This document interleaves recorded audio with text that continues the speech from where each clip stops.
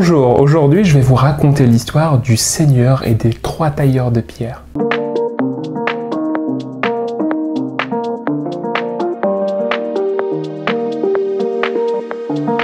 Un jour, un riche seigneur voulait visiter la ville voisine de son château pour constater les avancements de la construction de la nouvelle cathédrale ordonnée par le roi. Un projet très ambitieux avec d'énormes moyens et des milliers d'artisans venus des 4 coins du royaume. « Ah, c'est une occasion pour voir du monde », se dit-il en sortant de son château en compagnie de sa noble cour.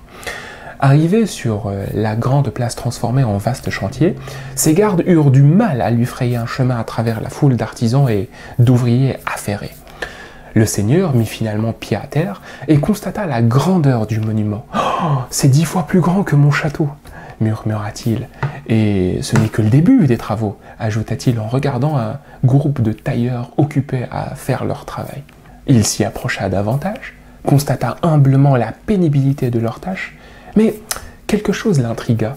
Dans un coin, il vit 3 tailleurs de pierre. Les 3 hommes taillaient des pierres identiques, avec des outils identiques et à un rythme identique, on va dire. Cependant, le premier ouvrier avait l'air très malheureux, avec un dos courbé, un regard vide, un sourire absent, et qui laissait échapper un profond soupir tous les 3 ou 4 coups de marteau.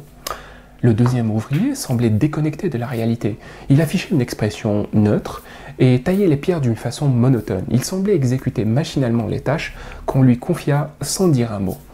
Et le troisième ouvrier, quant à lui, afficha un sourire joyeux et un regard content. Il fredonnait des chansonnettes et ses outils accompagnaient le rythme de celles-ci par leur cadence.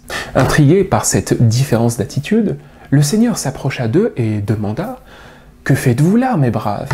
Le premier ouvrier leva son regard fatigué, démotivé, jeta d'un air de dégoût son marteau par terre et répondit d'un air déprimé « Je taille des pierres ».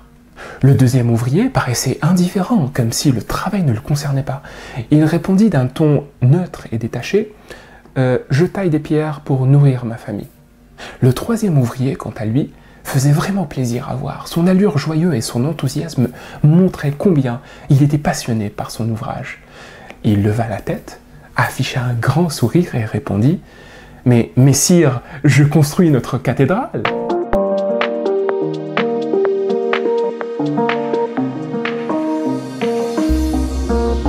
Premier point d'analyse, le sens d'un travail constitue le principal moteur ou motivation face aux pénibilités potentielles et impacte profondément la qualité du travail rendu.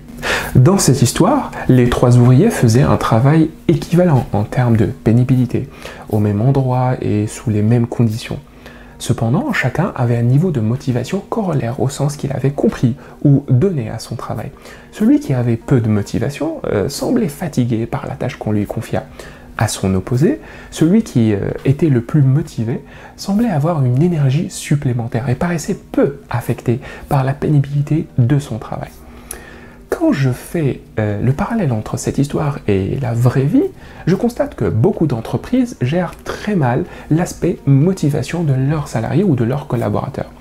Quelques-unes d'entre elles essayent maladroitement la méthode douce, à savoir motiver le personnel via des promotions, des augmentations, des voyages, des congés supplémentaires, etc. Et puis d'autres s'aventurent plutôt en utilisant la méthode forte. Avertissement, mise en placard, harcèlement, licenciement, etc.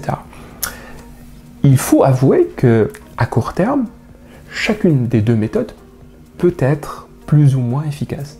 Mais sur du long terme, l'expérience démontre que seule la motivation basée sur le sens profond du travail réussit à résister aux intempéries professionnelles. En d'autres termes, ce que cette histoire m'a appris, c'est que tant que le salarié ou le collaborateur ne comprendra pas le sens ou la finalité de son travail, il fera au mieux du travail bâclé et finira tôt ou tard par décrocher. Le deuxième point d'analyse, le bonheur ou le malheur d'un être humain vient avant tout de son intérieur, avant de venir des conditions extérieures. Dans cette histoire, les 3 ouvriers subissent exactement les mêmes conditions, mais bizarrement, ils n'avaient pas développé les mêmes réactions et ne ressentaient pas les mêmes émotions. Le premier était heureux, le second neutre et le troisième très content. Dans la vie, il y a bien sûr des hauts et des bas. des moments extrêmement difficiles à passer et d'autres très agréables à vivre. Mais dans ma vie personnelle, j'ai croisé deux catégories de personnes opposées l'une à l'autre. La première catégorie, c'est les râleurs. Ce sont les gens qui, d'après ma constatation, se focalisent généralement sur le côté négatif des choses et passent leur temps à se plaindre de tout et de rien, d'une vie trop dure, d'un travail trop pénible, d'une relation amoureuse trop compliquée, d'un salaire trop bas, d'une famille trop envahissante, etc. Ils se plaisent inconsciemment dans le rôle de la victime et vivent en pensant avoir une malchance persistante, un destin cruel, une vie injuste, et cela parfois pendant les moments agréables. Ils envient généralement, secrètement ou publiquement, d'autres personnes qui profitent, selon eux, d'une situation plus avantageuse que le leur. Résultat, pendant les moments joyeux de la vie, ils n'en profitent que très peu, et pendant les moments difficiles, ils décuplent inconsciemment leur propre souffrance. Et puis la deuxième catégorie, c'est les combattants. Ce sont les gens qui, à contrario, essayent de se concentrer sur le bon côté des choses, en donnant un sens profond à toutes les situations qu'ils rencontrent ou les actions qu'ils entreprennent. Ils tirent des leçons de leurs erreurs, analysent leurs lacunes et tentent de les améliorer, observent les dysfonctionnements et essayent de les corriger, se concentrent sur les solutions et non sur le problème, etc. Ils se considèrent comme très chanceux, même dans les pires situations. Résultat, pendant les moments joyeux de la vie, ils en profitent au maximum, et pendant les moments difficiles, ils réussissent à anesthésier très rapidement toute douleur ou souffrance potentielle. Ce que je retiens donc de cette histoire, c'est que les conditions extérieures d'une situation donnée ne suffisent pas à elles seules à rendre quelqu'un heureux ou malheureux. Cela dépend aussi de son état d'esprit et du regard qu'il jette sur le monde et sur lui-même. Cet état d'esprit et ce regard sont, selon ma conviction et selon ce que j'ai compris de l'histoire, des facteurs multiplicateurs. En d'autres termes, si je suis heureux ou malheureux dans ma vie, dans mon travail, dans mon couple, ce n'est pas grâce ou à cause de ce que la vie a pu m'offrir ou ne pas m'offrir. Ce n'est pas à cause ou grâce à la chance ou à la malchance, mais plutôt grâce ou à cause de moi-même et de mon regard, de ma philosophie de vie et de la façon dont j'interprète les choses. Voilà, nous arrivons à la fin de cette analyse et je vous remercie de m'avoir suivi.